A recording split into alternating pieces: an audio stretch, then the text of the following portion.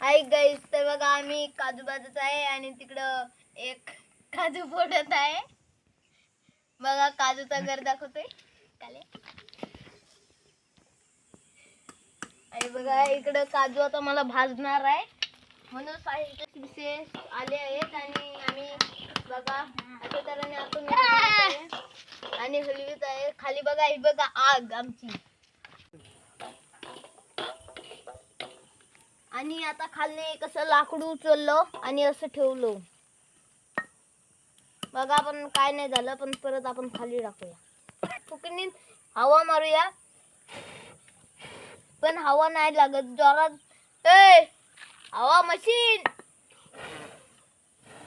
ए विराज तुला असं फोडून